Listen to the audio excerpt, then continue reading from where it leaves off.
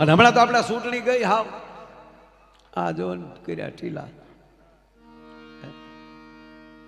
એક બેન મત દેવા ગયા ને તો ન્યાય ઓલા બેન બેઠા હતા આગળ ઓફિસર હોય તે બેને આમ ટપકું કર્યું ઓલા બેનને આંગણે.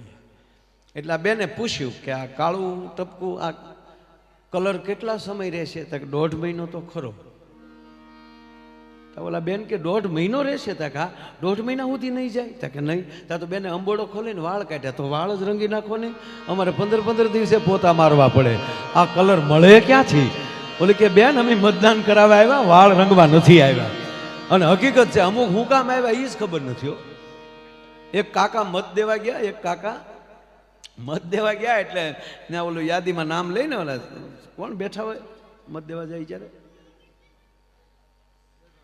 એજન્ટો બેઠા હોય ને, હા હોના પક્ષના, એ જે એજન્ટ પાસે જાય તો અમથી ખબર પડી જાય ઠીક આને દેવાનો છે,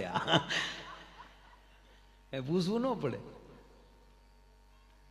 એટલે ઓલા બાપા ગયા એટલે નામ કીધું કે હા તમે આ જ વોર્ડમાં છો, ટીક કરી દીધી, આ બૂથમાં જ છે તમારા મતદાન. તાકે એમ નહીં બેટા એ તો મને ખબર છે, મારી પાસે સ્લીપે છે, પણ હું તને એ પૂછું તારી કાકી મત દઈ ગઈ?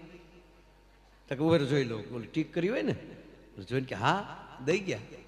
તારી ભલી થાય, હે તારી ભલી થાય કે કાં 17 વર્ષ પહેલા ગુજરી ગઈ, આ 3જું મતદાન છે.